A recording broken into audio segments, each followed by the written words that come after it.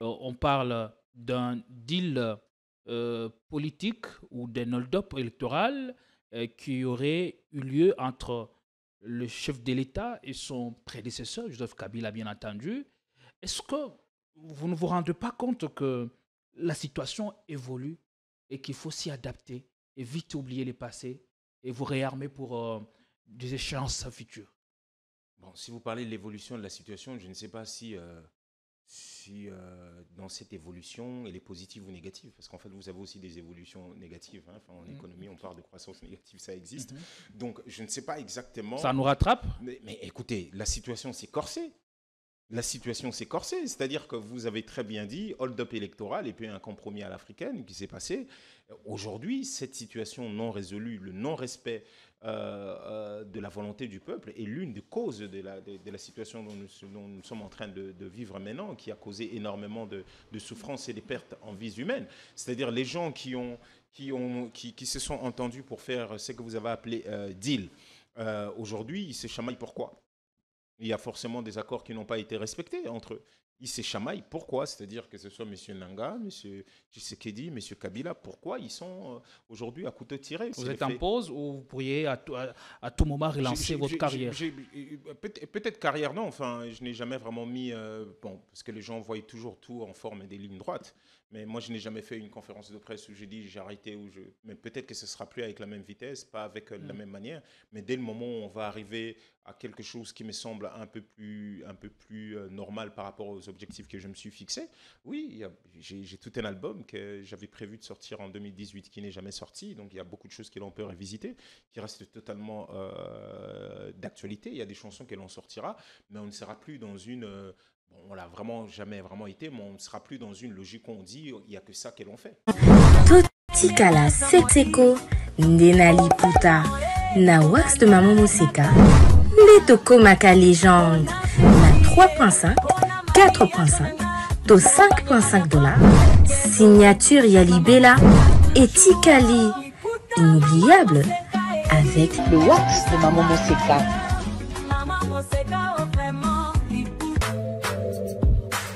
Pour un mariage chic, élégant et de haut standing, voici la salle Continental House Funa. Pour toute conférence, anniversaire, mariage et d'autres cérémonies inoubliables, c'est dans notre salle de fête qui répond aux normes internationales. La magnifique salle Continental House Funa dispose d'une capacité de 500 invités et met à votre disposition la sonorisation, la décoration, bref, tout ce qu'il vous faut pour une nouvelle expérience dans la célébration de vos événements historiques. L'hôtel Continental House Funa dispose en outre d'un service et du matériel de qualité et de haut de gamme. Nous sommes sous l'unité première rue, avenue des Charpentiers, numéro 1444, référence hôpital Achichi. Contactez-nous au plus 243 98 21 05 741 et réalisez vos rêves avec Salle Continentale House Funa. Pression.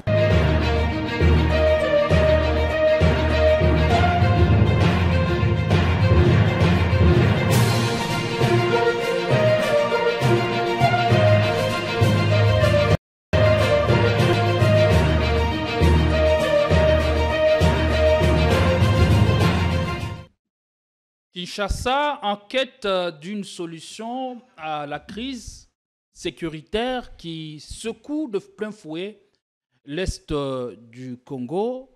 Nous en parlons dans une fraction de seconde dans ce nouveau numéro de votre magazine. Bienvenue sur Politicon, la force du détail. Une réconciliation en vue entre Kabila, Tshisekedi, Corneille Nangaa. Cela semble être la volonté de Kinshasa qui aurait fait des démarches en vue de rabibocher les esprits entre les deux anciens partenaires qui se voient désormais en champ de faïence.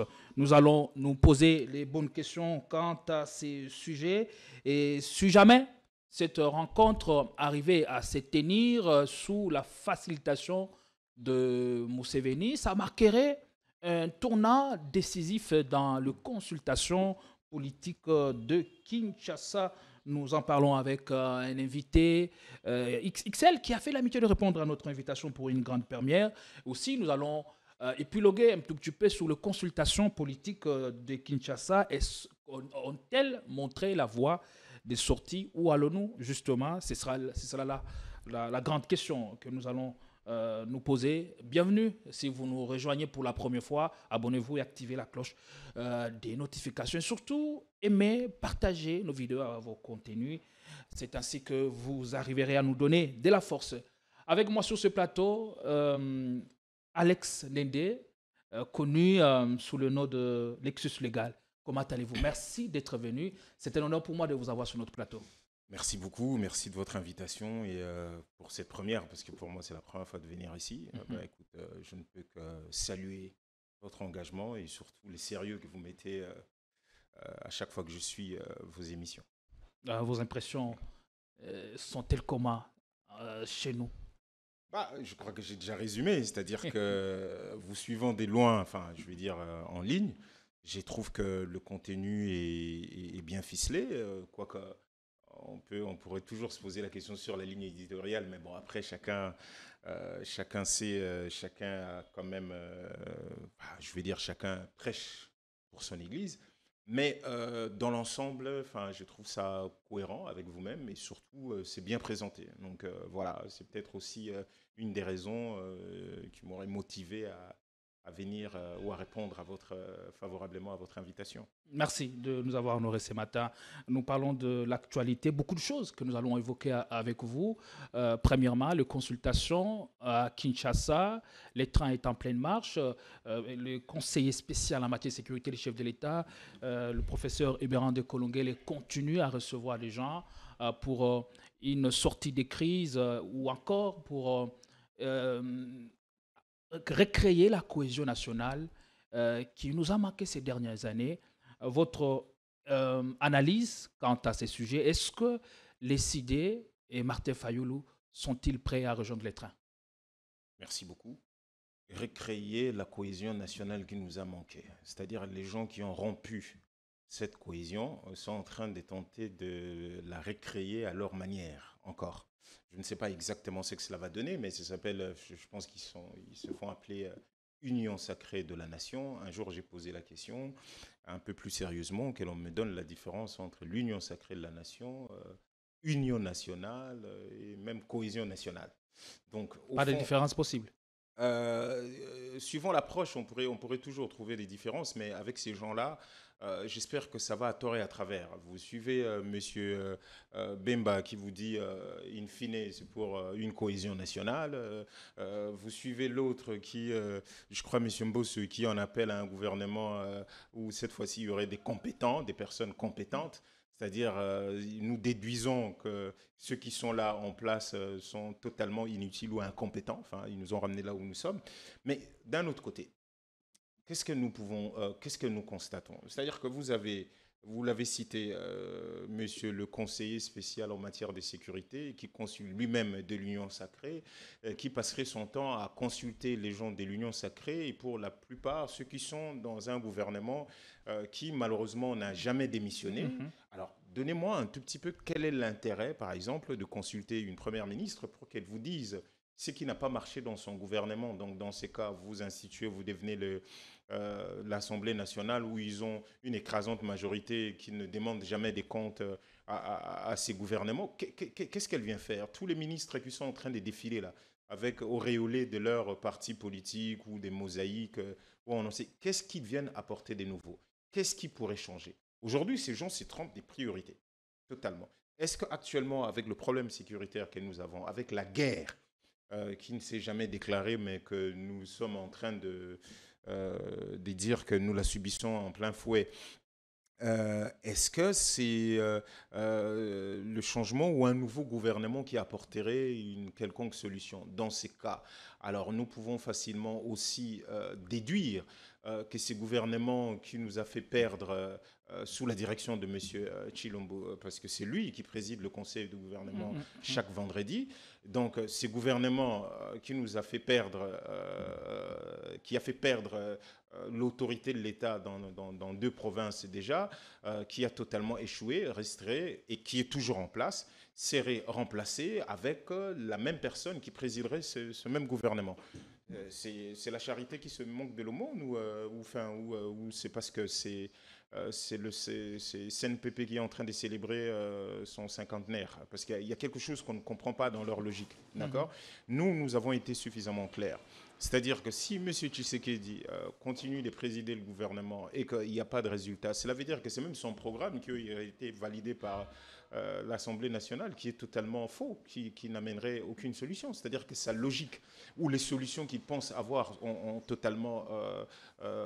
démontré leurs résultats. Et le résultat, c'est ce qu'on a sur terrain. C'est des millions des réfugiés, c'est des provinces entières que l'on a perdu le contrôle. C'est des morts et c'est une souffrance atroce pour la population. Donc, de façon claire, les objectifs de cette consultation ne sont pas clairement définis. Non, non, mal définis. L'opportunité n'y est pas. Si on parle de l'ouverture à l'opposition... L'opportunité ne s'y prête pas. Est-ce que le contexte ne s'y prête pas d'une manière ou d'une autre? Mais en tout cas, la manière n'y est pas. On lui dit depuis le début. Rappelez-vous, en 2019, c'est venu de notre côté quand on a sorti la proposition de sortie des crises.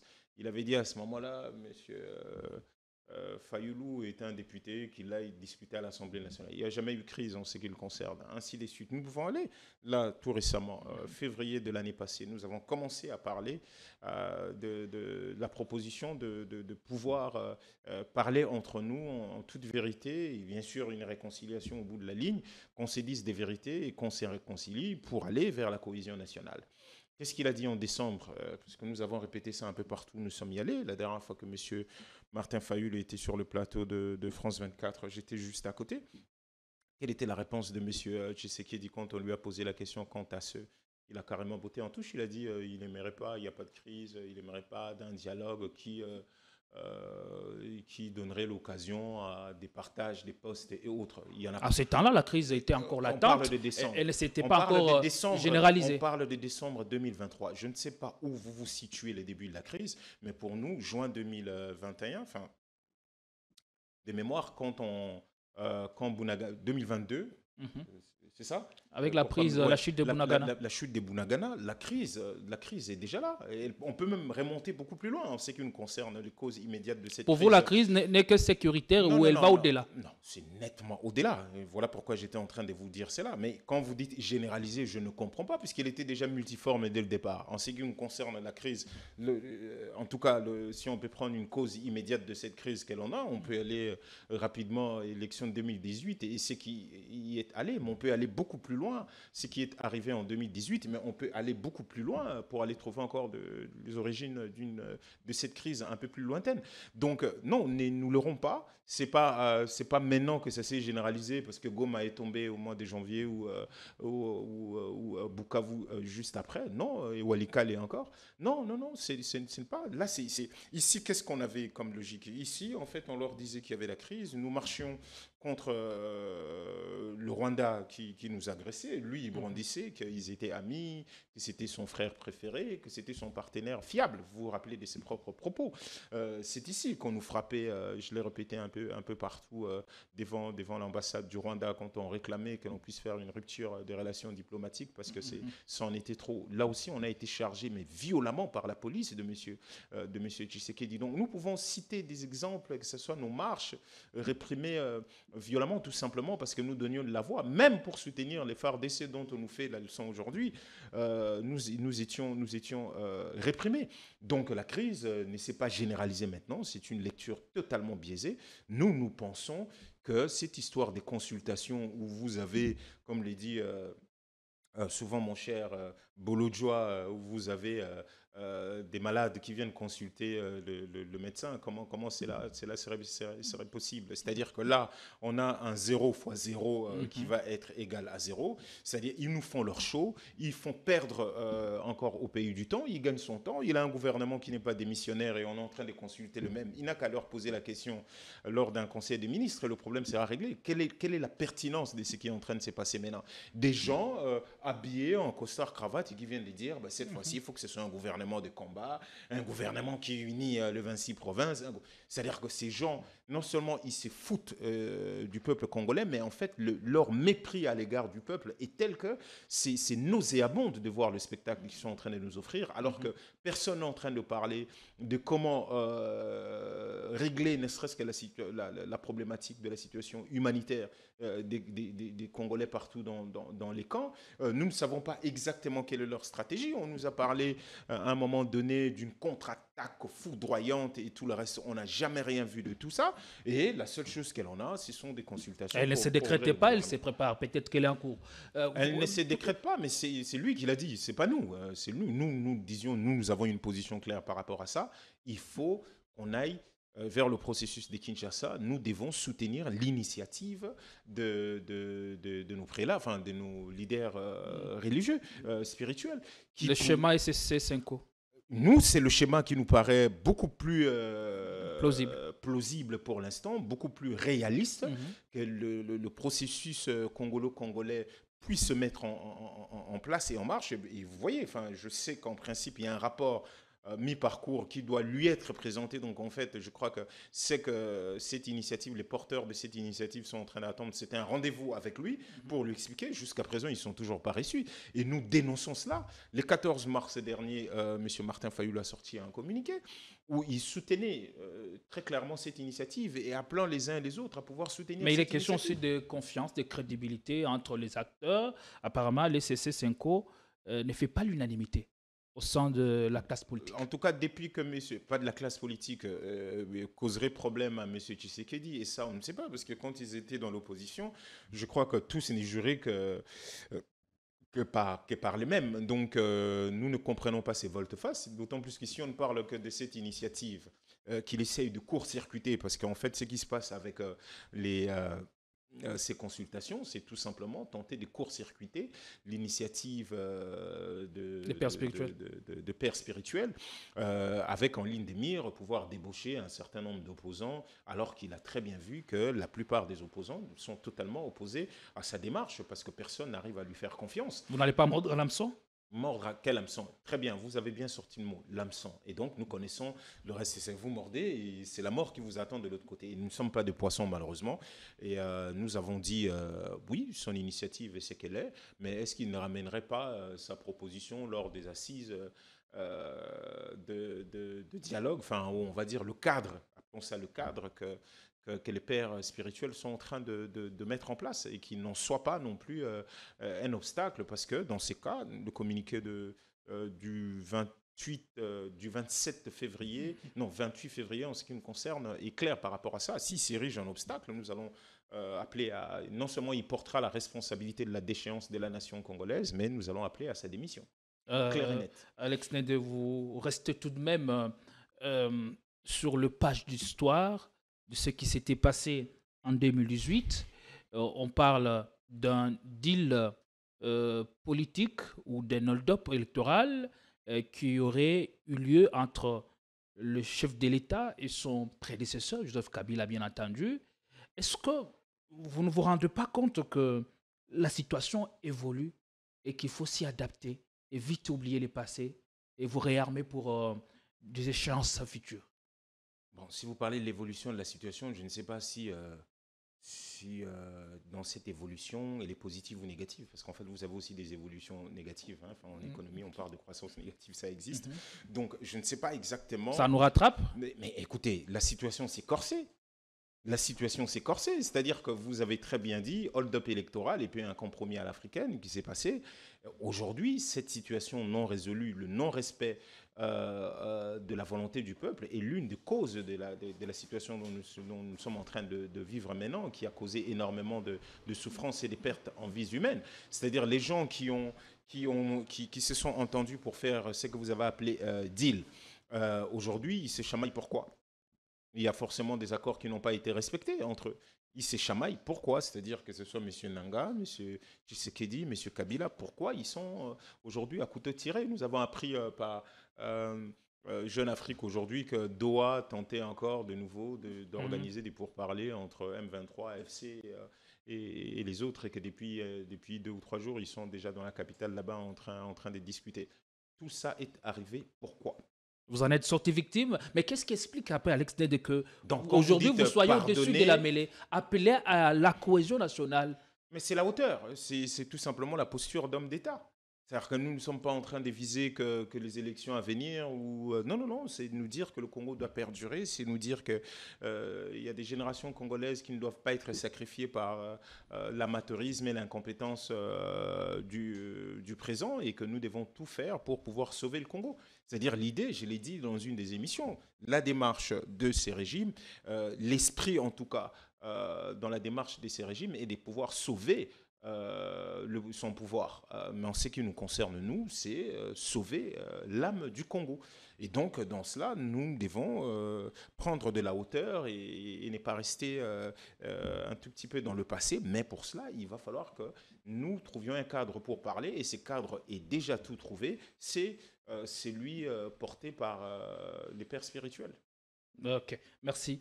Je rappelle que les consultations politiques sous la houlette de Bérandé ont débuté depuis lundi dernier. Aujourd'hui, nous en sommes au 5e jour. Exactement, ça a évolué. Chaque composante passe pour être consultée et dépose par la même circonstance son cahier des charges qui reposerait sur quoi?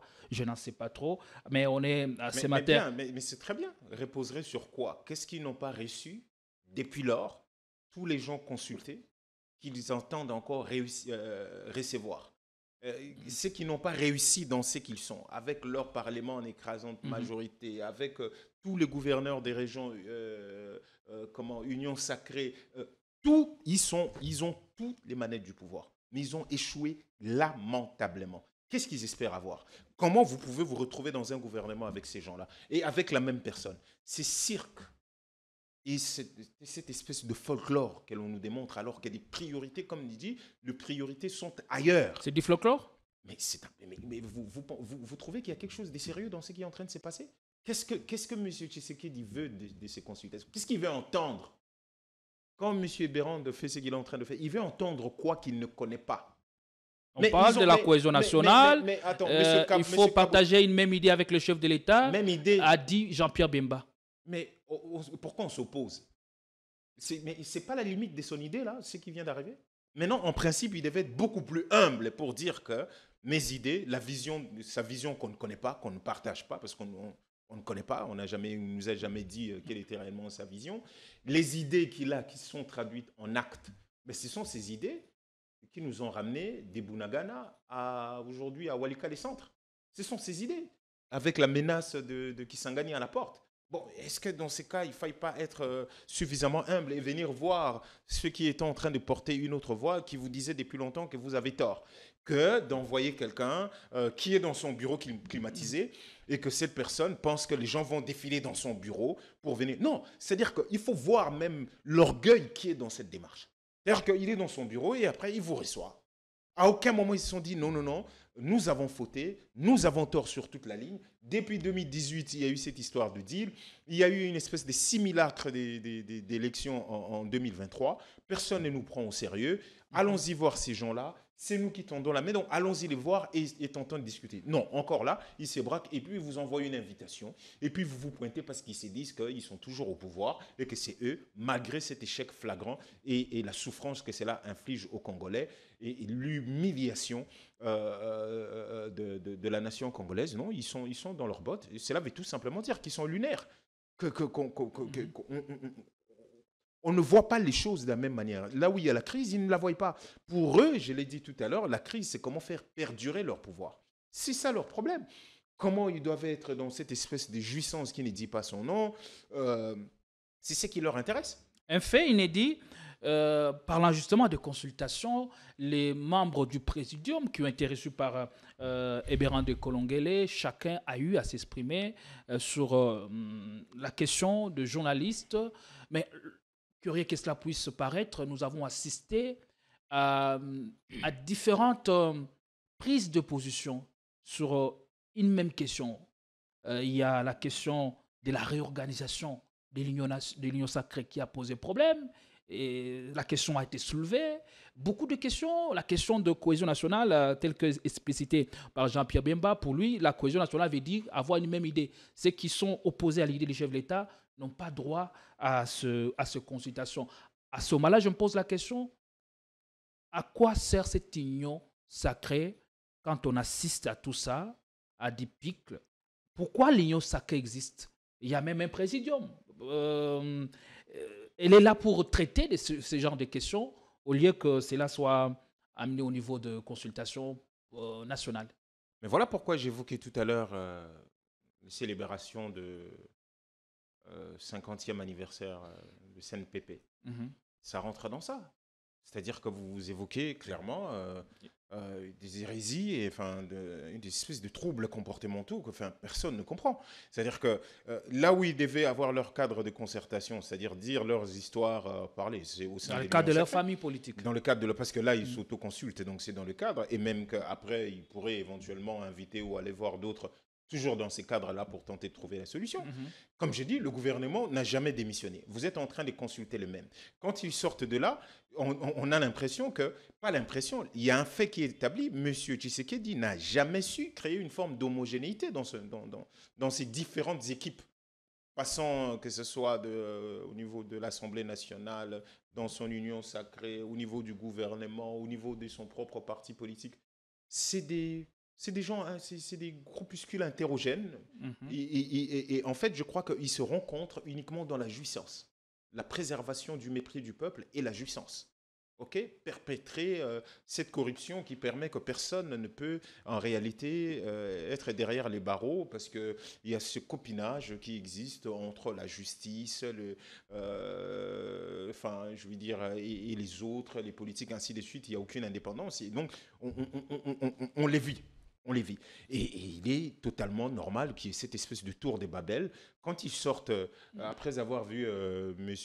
Eberand, c'est-à-dire quand le Premier ministre, chef d'institution, vient voir un conseiller du président de la République pour se faire consulter, vous demandez... Il n'y a pas de rationalité dans ça. Est-ce qu'il y a quelque chose qui est rationnel dans ce qui est en train de se passer? Vous ne comprenez absolument rien. Et lui, elle sort de là, elle vous raconte sa vie alors qu'elle est à la tête du gouvernement, ainsi de suite. Donc, il nous reste que M. Eberand consulte M. Tshisekedi pour que M. Tshisekedi lui dise aussi ce qui ne va pas. Parce qu'a priori, il ne sait pas ce qui ne va pas. C'est à lui, Tshisekedi risquerait d'être aussi consulté. Mais puisqu'il ne sait pas ce qui ne va pas, c'est-à-dire que chaque vendredi, quand il est avec ces gens, on lui raconte quoi? La dernière fois qu'il est parti voir son union sacrée, il leur a dit que non, ils ne l'ont pas aidé, sauf certains ministres qui sont volontaires, qui font des choses sans son implication, c'est-à-dire sans ses instructions. Alors que chaque ministre dans ce gouvernement est toujours content de dire sur impulsion d'elle, sur instruction d'elle, qui fait des choses. Et bizarrement, là, il était content quand même de dire qu'il y a des gens qui en sont saisis de la question et qui étaient devenus des militants pour aller mobiliser un peuple qui l'aurait voté à 73%. Et bizarrement, qui avait besoin d'être mobilisé pour entrer dans l'armée. Alors, on se poserait la question clairement, est-ce que dans cette armée-là, que l'armée qui a subi cette débâcle, est-ce que c'était un problème lié aux effectifs ou au management de cette armée? Est-ce que c'était la chaîne de commandement ou l'effectif, c'est-à-dire le nombre des militaires sur terrain qui pose problème? Et donc, dans ces cas, il faut aller mobiliser les gens pour qu'ils viennent dans cette même armée. Vous avez remarqué hier le communiqué d'un ministre de la Culture 004 ou quelque chose de cet ordre-là qui augmente les salaires des policiers et militaires. On aimerait bien dire bravo, mais pourquoi maintenant? Pourquoi seulement maintenant? L'opportunité, c'est-à-dire depuis qu'ils sont au pouvoir, nous réclamons qu'on traite mieux les militaires. Ça n'a jamais été fait. Pourquoi maintenant? Est-ce que nous devons, je l'ai dit tout à l'heure, est-ce que nous devons aussi ancrer en nous ou reproduire le cynisme des gens qui disent « Ah, merci à Nanga parce que son pressing qui a tué énormément des Congolais aurait fait en sorte qu'elle en double les salaires des militaires et policiers. » Et dans ça, ce même salaire on l'a pas mentionné sur ces documents. On ne sait pas pourquoi. Et on se poserait encore la question, mais d'où vient cet argent subitement? Donc, l'année passée, quand on nous sort 17 milliards de budget, cette année, quand on prévoit 18 milliards, donc en fait, il y a toujours eu de l'argent, mais par cynisme, on n'a jamais bien voulu payer ces militaires et ces policiers. Donc, cela veut tout simplement dire qu'ils sont capables de doubler ou de tripler. Voilà pourquoi j'ai dit, pour ceux qui ont fait la biologie, c'est-à-dire on est dans une espèce de génération spontanée, on est dans la biogénèse, qui veut tout simplement dire que c'est un salaire aristotélicien. Cela veut dire qu'on ne comprend pas son fondement. On ne sait pas d'où vient l'argent. Tout d'un coup, il y a l'argent pour pouvoir payer ces gens. Il y a même quelqu'un qui ironisait. Il dit, est-ce qu'ils vont recourir à la planche à billets? Comme ça, ils vont déséquilibrer la situation d'échange qui est déjà totalement en train de se dévisser depuis un bon moment. Comment ils vont faire? Vous voyez, quel avenir maintenant il y a toutes ces choses qui nous choquent. Quel avenir? On ne comprend pas pourquoi même c'est pas la première ministre qui est au front pour dire ça, et c'est le ministre des Finances, parce que dans ce gouvernement hétéroclite, où j'ai dit que c'est l'hétérogénéité qui règne, chacun veut que le peuple sache, chacun fait, comment on dit, chacun est en train de faire sa propre propagande, chacun a son équipe de com, et chacun veut que le peuple sache que c'est lui le ministre qui est là. Donc aujourd'hui, nous sommes clairs que chez nous, il n'y a pas un problème des genres. Ouais, ça peut toujours, le quota est toujours assez faible. J'ai lu Mme Mabunda qui a dit que nous sommes passés de 5 à 13% en ce qui concerne la représentativité des femmes. Mais en réalité, on est en train de voir une femme échouer lamentablement. Mais bon, il n'y a pas qu'elle. C'est-à-dire que peu importe la personne qu'on mettrait avec M. Tshisekedi, elle va échouer parce que foncièrement, ses pouvoirs de la tête a un problème. Alors, quel avenir pour les pays ou pour le régime de Félix Tshisekedi dans la mesure où on préfère le processus de Kinshasa à celui de Nairobi, à moins que... Non, je n'ai pas dit ça. Ce sont mes propos. Ah, les régimes préfèrent le processus de Kinshasa à celui de père spirituel. Et quand on voit la manière dont ces consultations virent à une sorte de dissension et même d'arrangement à l'interne, quel avenir pour le pays? Arrangement à l'interne devant le public. Comme ça, tout le monde voit leurs contradictions. Comme M. Mbotso vient réclamer un gouvernement avec des compétents et des patriotes, vous posez la question de savoir, ou vous dites par déduction, enfin pour les gens qui ont fait un tout petit peu la logique et autres syllogismes, vous dites par déduction, cela veut tout simplement dire que ce gouvernement qui est là n'a pas des patriotes et surtout c'est des gens incompétents. Bon, maintenant, est-ce qu'il est dit parce qu'il ne veut pas s'adresser directement à ses chefs? Parce qu'en réalité, la personne qui préside le conseil de gouvernement en est le chef et donc n'arrive pas à déceler que ce sont des incompétents anti-patriotiques qui sont autour de lui. Ce sont les propos de M. Mbosso, ainsi de suite. Donc, quel avenir? Ben, écoutez, nous sommes tous embarqués dans cette histoire-là. Si on n'arrive pas à se comprendre ou on n'arrive pas à parler entre nous, on va tous on va tous crever comme des cons. Et ça, nous ne sommes pas d'accord avec ça. Nous en appelons encore au bon sens, à un sens élevé de l'État, pardon, et surtout à l'humilité. D'accord? Quand on a échoué à pouvoir mettre en place, quand on ne respecte même pas son propre programme, quand il n'y a pas des éléments objectifs pour pouvoir évaluer son action et s'auto-amender. Mais les faits sont là pour prouver en fait que son action n'a pas du tout porté les fruits escomptés. On doit avoir un tout petit peu de l'humilité et écouter les autres et se dire que le pays va mal et qu'il ne s'agit pas que de soi, il ne s'agit pas que de M. Tshisekedi et de son régime.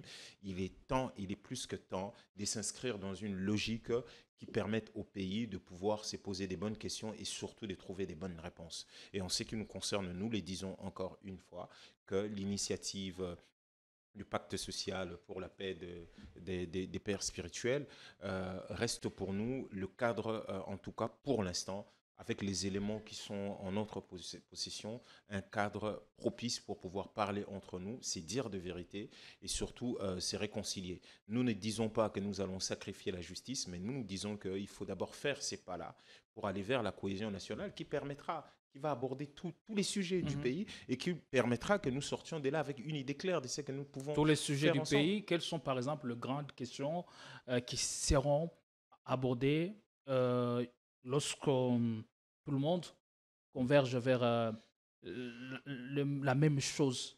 Mais la primeur, d'abord, à cette question, je crois que c'est au père spirituel de pouvoir nous dire. Ils sont probablement en train de travailler. Mais en ce qui concerne nous, l'initiative que l'on avait et que l'on a fondue en adhérant à celle de père spirituel, en ce qui me concerne, il y avait il y avait 4 TDR sur la table. C'est-à-dire que nous allions commencer à discuter d'abord de l'intégrité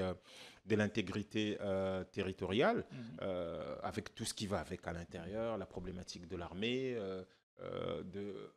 éventuellement des rebelles, de ceux qui ont pris les armes, trouver comment discuter, ça peut être dans des commissions, ainsi de suite, mais le thème est là, l'intégrité territoriale, c'est-à-dire tout l'appareil sécuritaire et ce qui va avec. Nous allions discuter de la corruption.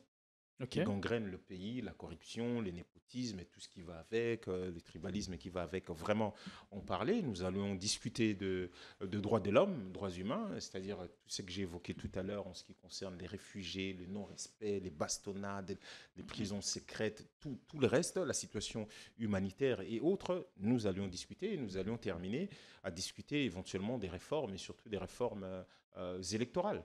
Nous allions discuter de cela. Ça, c'est nous. Il y avait 4 La question TDR de légitimité n'est pas au rendez-vous. Mais on peut parler de la sécurité. Est-ce que la sécurité ou la situation sécuritaire dans laquelle nous nous trouvons englués n'est pas la conséquence de l'illégitimité des institutions? Ouais, il faut donc en parler aussi. Mais bien sûr, mais tout à l'heure, quand je vais parler des réformes électorales, vous n'allez pas en parler sans pour autant évoquer toutes ces questions sous-jacentes. C'est-à-dire que c'est pas, on ne veut pas aller brandir qu'il faut le dire de cette manière-là. Nous savons très bien que pour parler de cela, nous devons montrer les limites du système, les limites des animateurs, de comment cela a été constitué. Est-ce qu'il faille aller vers une autre direction? Est-ce qu'il faille revenir comme c'était un tout petit peu avant, avec SIAT à côté et tout le reste?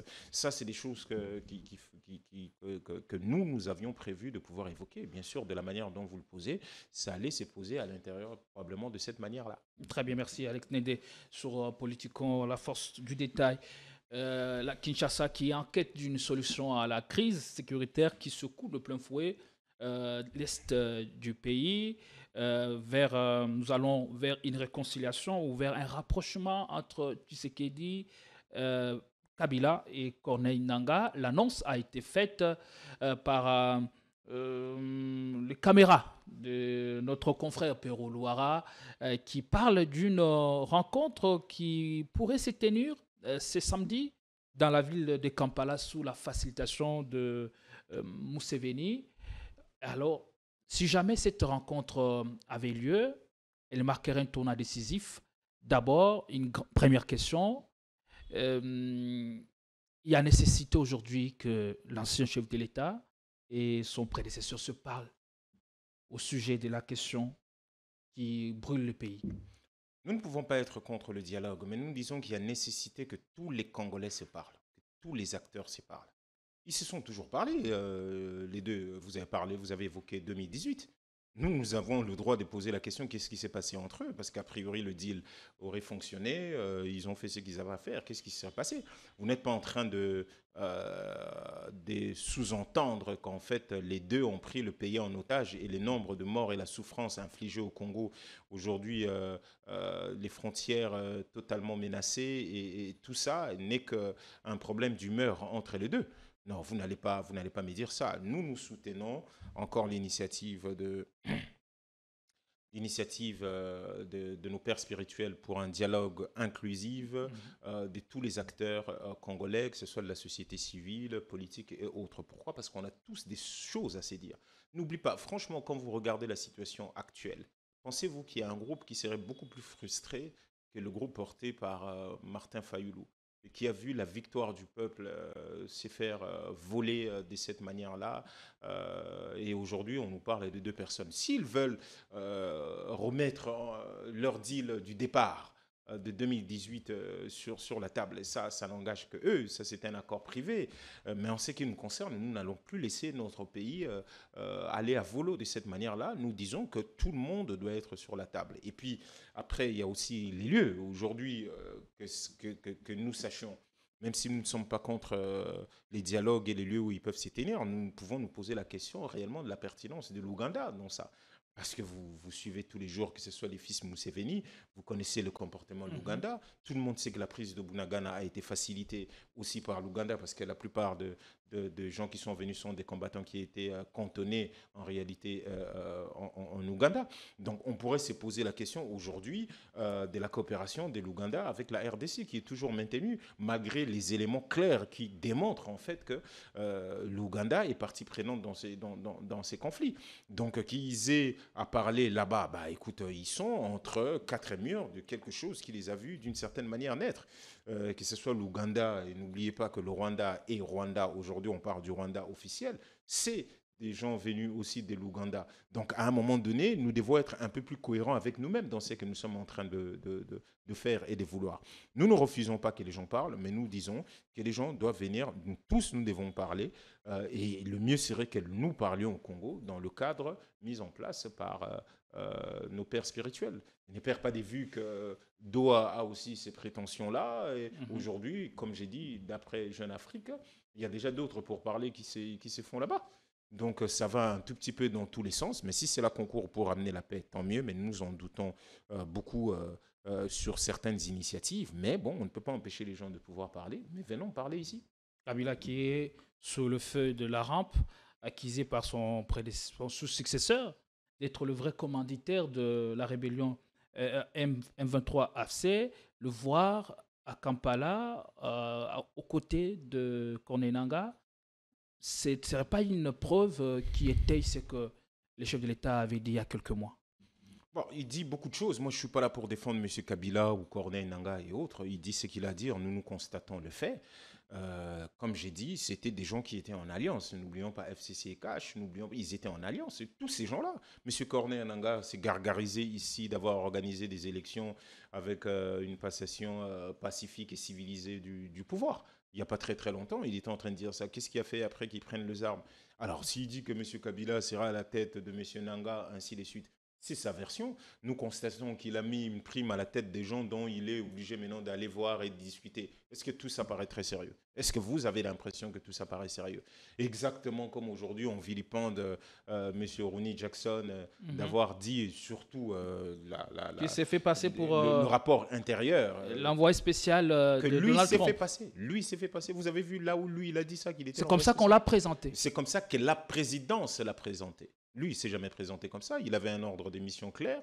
Il est venu avec son ambassadeur. Et voilà pourquoi son ambassadeur, je veux dire l'ambassadrice, a dû recadrer le tir pour dire attention, nous, on ne l'a jamais présenté comme tel. Quel retenir de cet épisode désolant à la tête au sommet du pays? L'amateurisme, et ce qu'on dit en lingala surtout, matalana.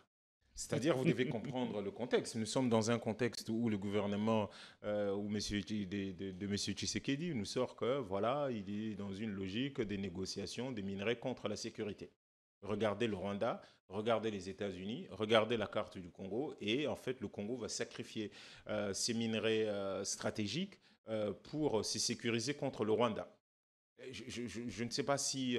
voilà pourquoi je suis en train de dire que 50e anniversaire du CNPP, il ne faut pas perdre de vue cela. C'est-à-dire qu'il y a quelque chose qui ne va pas en nous, et je le dis tout en me mettant dedans, parce que peut-être que c'est moi qui ne comprends pas, et la logique est très claire. Donc à partir de là, le monsieur ne s'est jamais présenté comme ça, mais ce qui est intéressant, c'est que quand vous suivez Mouyaya, il ne conteste pas du tout ce que le monsieur dit. D'abord... il dit que ce n'est pas l'avis des États-Unis ou de l'administration Trump. La première des choses est qu'en fait, pour nous, il s'oppose d'abord il est d'abord opposé lui-même, comme la présidence n'a pas corrigé la présentation qu'il a fait de ces messieurs-là, c'est-à-dire que c'est lui qui s'oppose à la présentation que ces messieurs a fait, que la présidence a fait de ces messieurs-là. Mais ces messieurs ne s'est jamais présenté. Oublions pas, c'est un officiel américain, c'est un élu. C'est un élu du peuple. Et donc, il est venu avec un ordre d'émission. Il ne peut pas se pointer comme ça sans que cela soit officiel. Donc, à partir de là, ne nous lamentons pas. La situation qu'il présente, en tout cas la partie corruption qu'il présente de notre pays, nous les dénonçons. Nous n'avons pas besoin de lui pour dire, nous, ce que nous pensons de la corruption qui gangrène notre pays. Et d'une certaine manière, avec les thèmes creux ou des campagnes creuses de luttons contre la corruption, ainsi de suite. Le dossier en date de forage et des lampadaires en est l'exemple clair du gâchis et surtout d'une corruption qui est presque entretenue, où en fait l'argent est sorti, vous n'avez pas de lampadaire, vous n'avez pas de forage et vous n'avez personne en prison, mais l'argent est sorti de caisse de l'État. Donc à partir de là, ne nous lamentons pas sur ça. Après, je ne suis pas d'accord avec lui, par exemple, par rapport à l'histoire qu'il raconte de la RDC, de terre rwandaise qui serait là. Je ne suis pas d'accord avec lui parce que sinon on pourrait raconter l'histoire de l'Amérique et des États qui ont été prises par l'Amérique et de la manière dont c'est fait. Il y a eu quand même 1885, il y a des traités internationaux qui protègent l'intangibilité des frontières et revenir sur ça, c'est un tout petit peu dire des choses des manières très très orientées d'une certaine manière. Mais à part ça, c'était maladroit de sa part de dire ça. Bon, après, vous savez, c'est notre faiblesse qui occasionne aussi ces genres de lectures. C'est-à-dire que nous n'avons pas su jusqu'à présent, je crois qu'on l'a dit en face, depuis une belle lurette, et pas seulement depuis 1994. Enfin, ça date quand même d'un peu plus longtemps que l'armée est dans l'état qu'il est et nous ne savons pas affirmer notre souveraineté. Et donc, à partir de là, il y a un discours dominant qui vient de ceux qui arrivent à nous rentrer des dents à chaque fois. Et c'est cette faiblesse qui occasionne ces genres de discours. Si vous n'êtes pas capable de pouvoir gérer vos propres frontières, attendez-vous à ce que les gens racontent tout et n'importe quoi sur vous. Voilà. Mais en suivant M. Jackson, on se rend tout de suite compte que Kinshasa n'a pas d'entrée à la Maison-Blanche sous Donald Trump, puisqu'il a affirmé qu'il va remuer ciel et terre pour porter la cause du Congo et en rencontrant incessamment le président Donald Trump, la question ou le projet tant vanté ici à Kinshasa, sécurité contre minerais, où en sommes-nous exactement? Est-ce que c'est solide? Est-ce que ça va passer? Est-ce que l'administration Trump pourra une fois céder, accepter l'offre qui lui est proposée par le gouvernement congolais?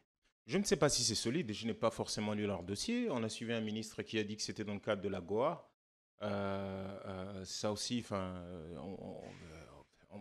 bref, on l'a suivi racontant sa vie. Personne ne nous a dit, c'est aussi ça le problème, personne n'a informé réellement le Congolais sur cette histoire-là. Rappelez-vous que M. Kabila, en son temps, il a fait un deal minerai contre infrastructure avec les Chinois. Ça ne leur a pas empêché de nous casser les oreilles ici, il faut revoir ça, ils sont partis, il y a pratiquement pas grand-chose qui a été revu et on n'a toujours pas les infrastructures voulues. Donc, nous, les Congolais qui ne sont pas au courant, qui ne connaissent pas le contenu, ne peut pas se prononcer pour dire que si c'est pertinent ce qu'ils sont en train de faire ou pas. Moi, je vous ai juste mis des images. Regardez le Grand Congo. Cette proposition dénonce, parce qu'on sait qu'elle a été pompée totalement de la situation en Ukraine, alors que c'est deux contextes totalement différents, même en ce qui concerne la géopolitique. Mais regardez ce qui est en train de se passer. L'Ukraine, dans cette histoire-là, elle n'arrivera jamais à se protéger contre la Russie. Regardez la Russie, regardez la force militaire, regardez tout ce que l'Occident a pu mettre dedans. Mais malheureusement, Bérésina, la Russie est en train de les tailler en pièces. Bon, disons des choses comme nous voyons. Et donc, dans cela, l'Ukraine demande aux États-Unis, qui est probablement apte, malgré toute l'implication de ce que l'OTAN a pu mettre dedans, les États-Unis, d'après l'Ukraine, restent aptes à pouvoir lui gérer, lui garantir quand même un accord avec la Russie et surtout une espèce de trêve et autres. Et donc, ils y vont. Et en même temps, l'Ukraine doit autant des milliards, peut-être pas exactement comme Donald Trump l'a dit, mais doit énormément d'argent à l'Amérique. Et l'Amérique réclame son dû. Et la seule façon de se faire payer, ou l'une des façons de se faire payer, c'est cette histoire de minerais. Nous, on doit quoi aux États-Unis financièrement?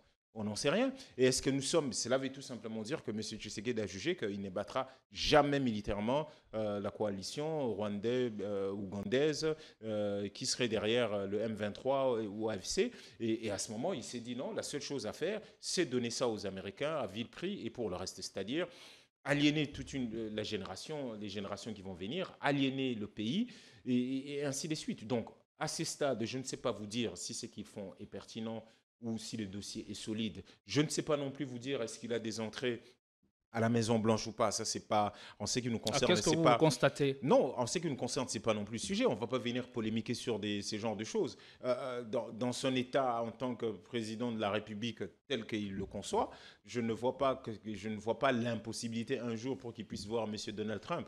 Mais est-ce que c'est le voir qui serait la solution? Il y a plein de gens. Zelensky il a vu Donald Trump quand c'était nécessaire. Mais est-ce que cela a produit automatiquement la solution dans son pays? Non. On ne va pas discuter des choses aussi basses. La seule chose que l'on voit est qu'ils se sont totalement gourés dans cette histoire où ils ont voulu vendre aux Congolais que tiens, Donald Trump est à peu près d'accord de pouvoir dealer avec eux. Et malheureusement, ça s'est retourné contre eux et aussi contre le pays qui s'est du coup senti humilié par une lecture à peu près historique de cette histoire-là. Mais on s'en remettra. Allez, le temps a sérieusement fui et nous sommes arrivés à la fin. Avec vous, Alex Ndé, la dernière question est peut-être un dernier mot. Aujourd'hui, au regard de l'évolution de la situation, à ce stade où le Congo est à la croisée des chemins, malgré le fait d'avoir été victime d'une certaine injustice dont vous avez fait mention sur ce plateau, Martin Fayulu aujourd'hui est prêt à pardonner tout le monde et repartir sur de nouvelles bases. On ne va pas personnaliser la chose. Il ne s'agit pas que de M. Martin Fayulu et ce n'est pas lui qui dit si je pardonne tout le monde et tout d'un coup l'armée va se mettre à récupérer les territoires et réinstaller l'autorité de l'État et protéger nos frontières avec les Congolais qui sont à l'intérieur et leurs biens. Je ne pense pas qu'en les disant, cela va résoudre automatiquement la chose. En tout cas, en ce qui concerne Monsieur Martin, ces pardons, il l'a déjà accordé depuis très longtemps. Enfin, il l'a déjà dit en tant que chrétien. Il n'est plus dans cette forme de rabâcher les choses. Mais il y a les faits qui sont là, qui sont indépendants de sa propre personne, c'est-à-dire des faits qui sont là, qui doivent être vus. C'est-à-dire il y a un pays qui est en train d'être géré à volo. Il y a lui-même en tant qu'homme qui a sa part à apporter en tant que responsable d'un parti politique et de la SID et de la plateforme Lamouka. Et le peuple congolais qui lui a toujours fait confiance et qui lui a démontré en 2018, oui, il a eu une responsabilité de pouvoir appeler les uns et les autres à tempérer leur position et surtout à venir parler pour la cohésion nationale et qu'on trouve nos propres solutions. Il a remercié dernièrement le 13 mars, il a remercié tous les chefs d'État qui se mobilisent un tout petit peu pour le cas du Congo, tout en indexant clairement le président Lourenço, ainsi de suite. Donc lui, il n'a pas de problème de ces côtés-là. Je terminerai tout simplement en tant qu'artiste, en tant que culturel, à dire un petit mot par rapport au report ou à l'annulation et probablement le report du concert de solidarité qui allait se tenir à Paris, initié, d'après ce que j'ai compris, par M. Charles Tabou et mon cher ami Didier Yema. Enfin, tu sais que je peux dire que c'est un peu malheureux. Oui, il s'est passé des choses horribles au Rwanda et partout le malheur se trouve, nous condamnons et nous n'acceptons pas ce qui s'est passé au Rwanda qui va être commémoré le 7 avril. Mais permettez aussi que l'on dise aussi qu'au Congo, cette situation du Rwanda a provoqué même beaucoup plus de morts. Beaucoup. Nous parlons du génocide, nous parlons du génocide congolais. Donc on ne peut pas, la ville de Paris, par son préfet ou par Madame Nadalgo, voilà, qui s'est mêlée dans cette histoire-là pour répondre aux associations rwandaises. Aujourd'hui, la ville de Paris, le 7, qui est un lundi, a à peu près entre 26 à 60 événements. 26 à 60 événements culturels dans la ville de Paris. Pourtant, ces événements n'ont pas été attaqués. Il y a concert au Casino de Paris, à l'Opéra, ainsi de suite. Il y a énormément d'événements culturels. Pourquoi seulement l'événement culturel congolais qui est fait aussi pour la solidarité? On a des millions et des millions de déplacés. Un concert pour éventuellement avoir de fonds pour aider les autres Congolais et que cet événement serait sacrifié au profit d'un autre. Je pense que chaque peuple, chaque injustice doit être vue, dénoncée et surtout sans discrimination. Bon, écoutez, ce que je peux dire à mes amis, ce n'est qu'une partie remise. Allons-y, ce concert doit se tenir coûte que coûte. Donc, on est à Paris et c'est même pas qu'on était au Rwanda où ils peuvent dire que ce concert ne peut pas avoir lieu. C'est à Paris que ce concert se tient. C'est-à-dire, c'est hors de frontières de l'Afrique et on ne voit pas pourquoi on dirait que, tiens, ces concerts risqueraient à la fin qu'il y ait des échauffourées contre qui? Contre, je n'en sais rien. Les Congolais sont un peuple épris de paix, ils allaient faire leur concert, les gens allaient venir et à la sortie, comme ça s'est toujours passé. Gims a joué combien de fois à Paris? Fally combien de fois? Tous les artistes qui sont là-dedans ont joué plusieurs fois à Paris. Cela n'a pas occasionné, en tout cas depuis que le concert congolais sont revenus sur la place parisienne, cela n'a pas forcément occasionné des échauffourées. Pourquoi cette fois-ci cela se ferait? Donc nous regrettons et nous déplorons. Et j'ai dit à mes amis, je voulais vraiment aller au moins les applaudir et soutenir cette initiative-là à ma manière sur Paris. Bah, écoute, nous disons, ce n'est qu'une partie remise et ça va y aller. Allez. Alexandre Dende, célèbrement connu sous le nom de Lexus Légal, à travers la musique engagée, bien entendu, dont vous avez été l'un de porteurs-étendards. Vous avez toqué la musique engagée pour le combat politique, pour l'arène politique. Est-ce que vous vous sentez si à l'aise dans cet environnement? La musique engagée vous a permis de vous hausser à un certain niveau, à travers laquelle vous avez défendu les valeurs et même un certain combat. Aujourd'hui, le terrain politique est beaucoup plus prolifique que ce que vous faisiez hier. Prolifique, je n'en sais rien, mais ce que je sais est que, merci pour ce que vous avez dit un peu plus tôt dans votre introduction, mais c'est le même combat que l'on est en train de continuer. La seule différence, c'est que peut-être là, on n'attend pas les guitares, on n'attend pas des synthés et autres musiques derrière, mais en réalité, le discours est resté à peu près le même, avec ces besoins urgents de pouvoir arriver à la manœuvre, c'est-à-dire non seulement donner de la voix, mais arriver à la manœuvre pour apporter des correctifs que nous estimons que les autres n'ont pas. Nous ne pouvons pas laisser ces chants, comme le disait quelqu'un, non, ben écoute, vous savez, la politique, c'est un marigot, c'est des caïmans, c'est des gens sales. Mais si vous laissez les gens sales... La politique, c'est viril. À votre devenir, c'est-à-dire à votre avenir, vous les laissez conduire. Vous pensez avoir quoi? Les gens qui sont sales, les mauvais, les méchants, comme je l'ai dit dans la chanson... quelle chanson? Chez nous, je pense que les criminels en costard n'ont plus rien de méchant. C'est-à-dire, vous laissez les criminels être maîtres de votre avenir et vous pensez réellement que vous allez avoir une situation de paix ou prolifique pour vous. Moi, je pense que il fallait y arriver. Ce que nous faisions était déjà ça. Vous êtes en pause ou vous pourriez à tout moment relancer votre carrière? Peut-être carrière, non. Enfin, je n'ai jamais vraiment mis... parce que les gens voient toujours tout en forme des lignes droites. Mais moi, je n'ai jamais fait une conférence de presse où j'ai dit j'ai arrêté. Mais peut-être que ce ne sera plus avec la même vitesse, pas avec la même manière. Mais dès le moment où on va arriver à quelque chose qui me semble un peu plus normal par rapport aux objectifs que je me suis fixés, oui, j'ai tout un album que j'avais prévu de sortir en 2018 qui n'est jamais sorti. Donc, il y a beaucoup de choses que l'on peut revisiter, qui restent totalement d'actualité. Il y a des chansons que l'on sortira, mais on ne sera plus dans une... on l'a vraiment jamais vraiment été, mais on ne sera plus dans une logique où on dit il n'y a que ça que l'on fait. Allez, merci beaucoup. On est arrivé à la fin avec Alexandre Dende. Merci à vous tous de nous avoir suivis, de nous avoir regardés. Regardez l'émission, consommez-la avec modération. Allez, merci à toutes et à tous.